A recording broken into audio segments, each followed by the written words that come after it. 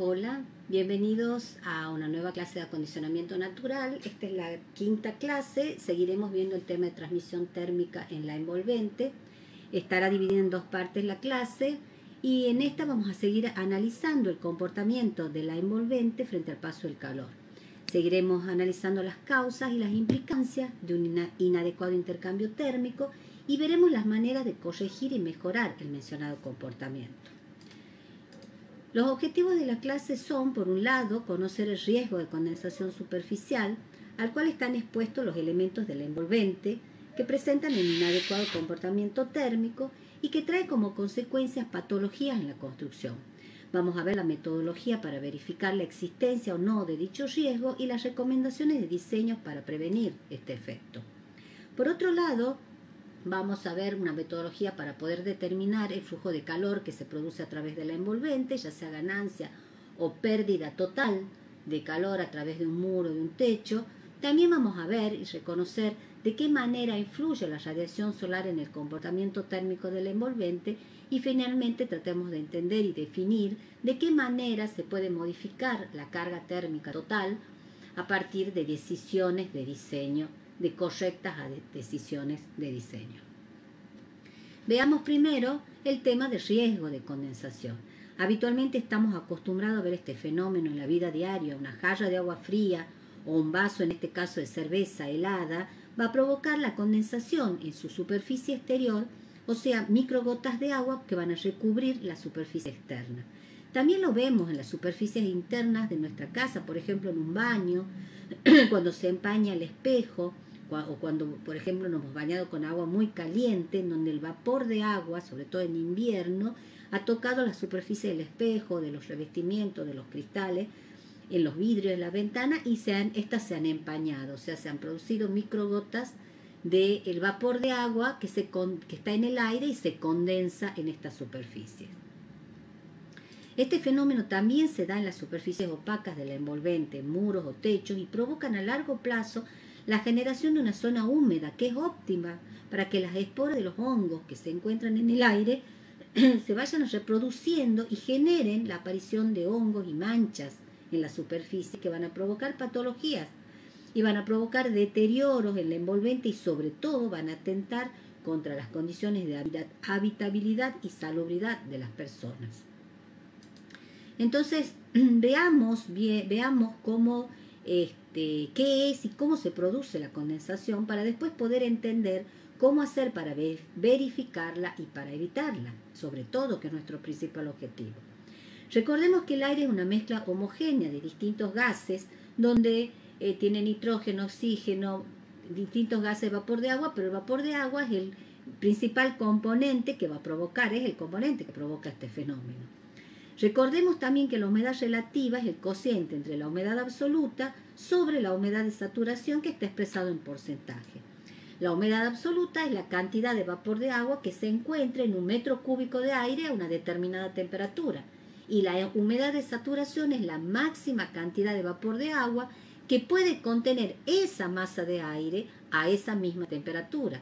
O sea que aparece el concepto de temperatura. Nosotros veamos, el aire se dilata al elevar su temperatura y se contrae al disminuirla. Por lo tanto, una masa de aire a una determinada temperatura que contiene una determinada cantidad de vapor de agua, a medida que se va enfriando, se va a contraer y va a llegar hasta llegar a una temperatura en donde ya no va a poder contener esa cantidad de vapor de agua que tenía originariamente. O sea que, y es ahí cuando se va a condensar el vapor de agua.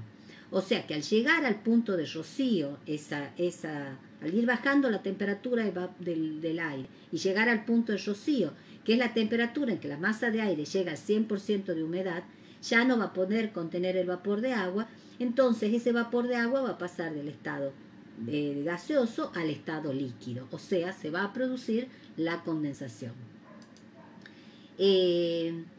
Fundamentalmente entonces cuando la humedad relativa llega al 100% y la temperatura alcanza el punto de rocío. Esto lo vamos a entender de una manera más clara a partir del diagrama ciclométrico. Ustedes recuerdan, ya lo han manejado, un diagrama que relaciona distintas condiciones del aire.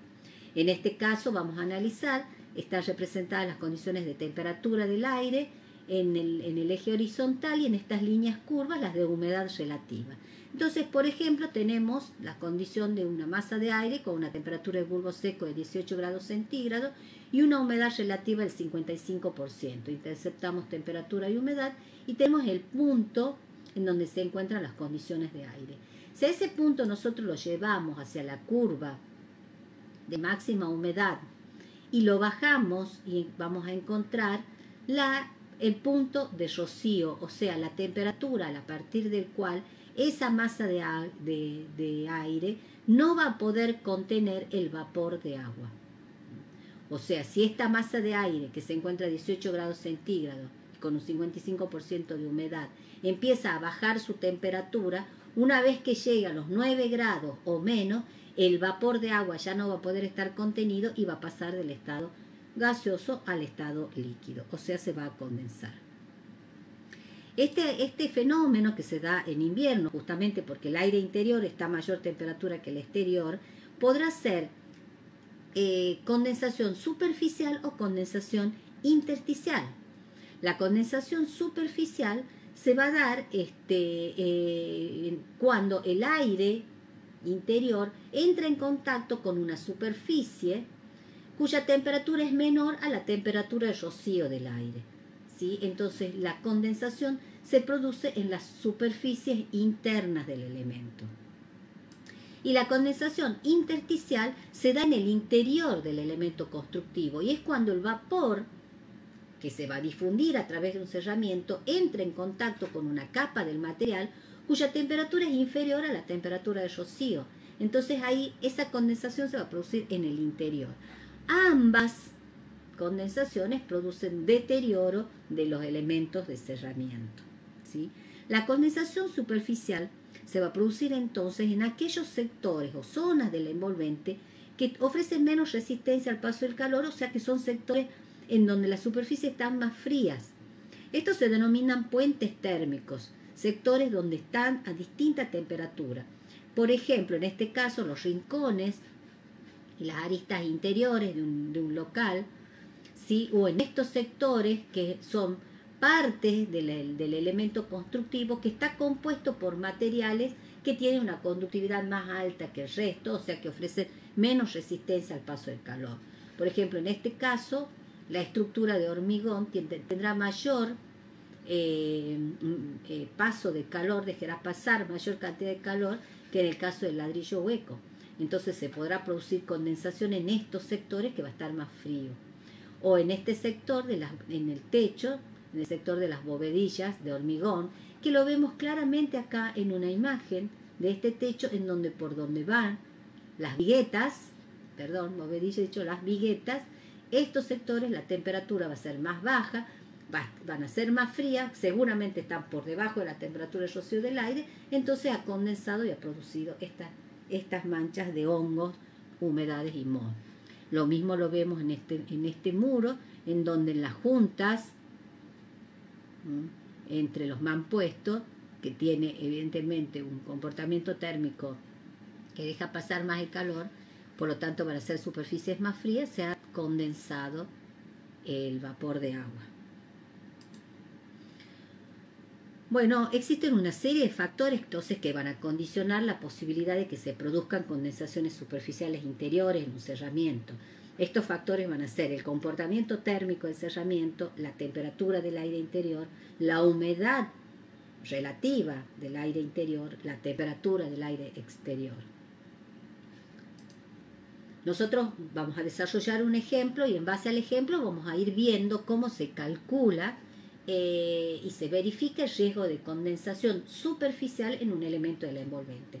En este caso tenemos una cubierta, un techo de chapa con un cielo raso suspendido y una cámara de aire de una vivienda ubicada en Río Gallegos. Lo primero que tenemos que hacer es conocer la temperatura de las superficies internas del local y luego conocer el punto de rocío del aire del local, porque sabemos que cuando el aire toca una superficie cuya temperatura es menor a la temperatura del rocío, ese aire va a condensar el vapor de agua que contiene en su interior. Entonces, primero que tenemos que hacer es determinar la temperatura de la superficie interna. Esta la vamos a hacer a partir de la ecuación en donde la temperatura superficial interna va a ser igual a la temperatura interior de diseño, que es una temperatura establecida por las normas, menos la resistencia térmica superficial interna por la diferencia entre la temperatura interior y la temperatura exterior de diseño, dividido en la resistencia térmica total del elemento. Vamos viendo cada uno de los componentes. La temperatura interior de diseño es la temperatura del aire interior, que va a depender de... Están establecidos los valores de acuerdo a norma y van a depender fundamentalmente del tipo de actividad que se desarrolla. Para un trabajo sedentario, que puede ser para la situación de una vivienda, de una escuela, de un comercio, la temperatura interior es de 18 grados centígrados. Ahora, a medida que aumenta la actividad, el ejercicio, el esfuerzo físico que se desarrolle en el interior del local, esta temperatura va a ir bajando, o sea, las personas van a estar en condiciones de confort con temperaturas más bajas. Por ejemplo, en un gimnasio la temperatura va a ser de 15 grados, en un local de trabajo pesado va a ser de 12 grados, etc. Bueno, tenemos la temperatura interior de diseño, necesitamos conocer la resistencia superficial interior. Recuerden que la resistencia térmica superficial interior es la resistencia que ofrece esa capa de aire que está muy próxima a la superficie interna, que es en donde se producen los intercambios por convección y por radiación. En aquellos lugares, ¿sí?, en donde esos intercambios son muy bajos, las resistencias van a ser más altas, ¿sí? Y cuanto más alta sea esa resistencia superficial interior, más fría va a ser esa superficie y por lo tanto mayores van a ser los riesgos de condensación que se den. Entonces, en los paños centrales la resistencia superficial interior es 0,17, en cambio en las aristas superiores y las aristas verticales, en los rincones es de 0,25. Ustedes observen que son sectores de riesgo de condensación. En los vidrios es menor, en los rincones y las aristas protegidas, o por ejemplo en los interiores de placares o detrás de los muebles en muros externos, la resistencia es mayor, es de 0,50. Cuanto mayor sea esa resistencia superficial, mayor va a ser el riesgo de condensación porque más fría va a estar esa superficie. Luego debemos conocer, para este caso, para el ejemplo, vamos a tomar aristas superiores y rincones 0,25, que es uno de los sectores que las normas IDAM recomiendan adoptar. Otro de los valores que tenemos que determinar es la diferencia entre la temperatura interior y la temperatura exterior de diseño. La temperatura interior ya sabemos que es de 18 grados centígrados, ahora tenemos que determinar la temperatura exterior, que también está definida de acuerdo a normas, que varía de acuerdo a la localidad, que se le establece en función de los valores recabados por el Servicio Meteorológico, y para el Río Gallegos el valor es de menos 6,1 grados centígrados. Luego también tenemos que conocer la resistencia térmica del elemento. Ustedes saben que la resistencia térmica total es la resistencia que ofrece al paso del calor este elemento y es la suma de las distintas resistencias parciales. Y es la inversa de la transmisión térmica total.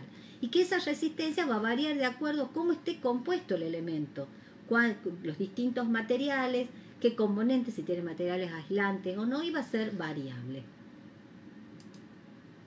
Bueno, veamos el ejemplo entonces. Para calcular la temperatura en la superficie interna de esa cubierta de una vivienda que está ubicada en Río Gallegos, tenemos por un lado la temperatura interior de diseño 18 grados, la resistencia superficial interna es 0,25 metro cuadrado, grados centígrados, vatios. El delta de T será la temperatura interior de diseño, que es 18, menos la temperatura exterior de diseño, que era menos 6,1, 18 menos 6,1, menos por menos es más, quedaría 18 más 6,1, 24,1 es el delta de T. Y finalmente la resistencia térmica del elemento, que es de 0,42 metro cuadrado, grados Kelvin, vatios. Con todos estos datos podemos reemplazar la ecuación y podemos determinar la temperatura superficial interna, que va a ser de 3,65 grados centígrados. O sea, que el Río Gallego, en esta vivienda, que cuando afuera haga 6,1 menos 6 grados centígrados, la temperatura que va a tener la superficie interna va a ser de 3,65 grados centígrados. 3 grados y medio prácticamente. Ahora, ¿qué tenemos que hacer? Ya sabemos cuál es la temperatura superficial interna. Ahora tenemos que conocer cuál es la temperatura de rocío, que es la temperatura a partir del cual el vapor de agua que se encuentre contenido en el aire interior va a condensar. Entonces, para ello tenemos que conocer cuál es la humedad relativa que hay en el interior de ese local. Para establecer ese valor de la humedad, vamos a utilizar esta tabla en donde se ingresa con la relación a los valores de temperatura exterior de diseño con la humedad relativa interior. Dijimos que la temperatura interior de diseño es menos 6,1, esto es 0, esto es menos 5, menos 6 sería aproximadamente en este punto. En la intersección nos desplegamos hacia el horizontal y encontramos que la humedad va a ser del 58%. Entonces vamos al diagrama psicométrico, tenemos una temperatura interior de 18 grados centígrados, una humedad del 58%, tenemos acá el punto, nos dirigimos hasta la curva de máxima humedad, bajamos y encontramos la temperatura de rocío, que es de 8 grados centígrados. Entonces comparamos los valores de temperatura de rocío y de temperatura superficial interior. La temperatura de rocío es de 8 grados centígrados, la temperatura superficial es 3,6. Eso quiere decir que el aire interior va a tocar una superficie que va a estar a menor temperatura que la temperatura de rocío. Por lo tanto, se va a producir la condensación superficial. El vapor contenido en el aire va a pasar del estado gaseoso al líquido.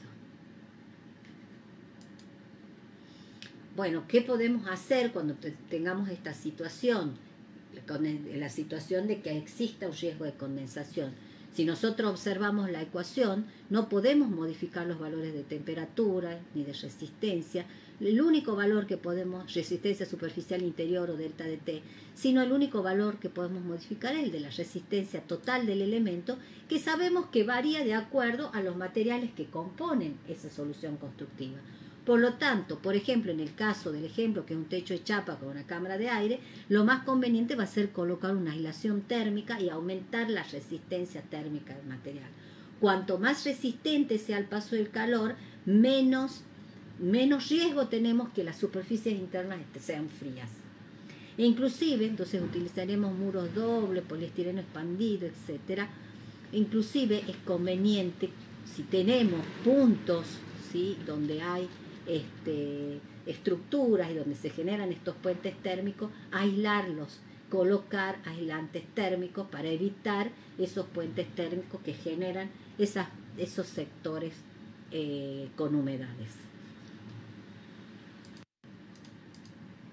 Bueno, veamos ahora el tema de la condensación intersticial.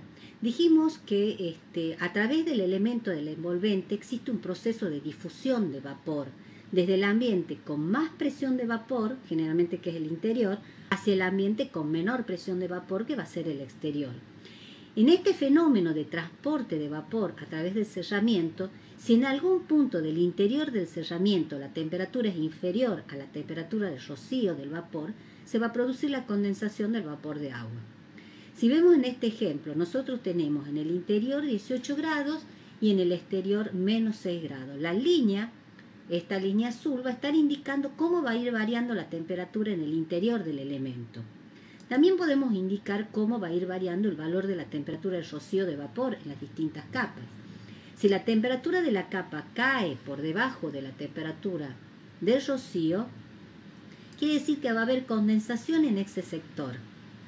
Bueno, estos valores de los de temperatura de rocío y de temperatura de cada capa se los puede calcular, se los puede determinar. El método es más complejo, no lo vamos a desarrollar en nuestra materia, pero no obstante tenemos que tener en claro que en caso de que existiera se va a producir un deterioro del muro, tal como el saltado reboque, descascarado de la pintura, etc. Por lo tanto, tenemos que tomar medidas para evitar este fenómeno.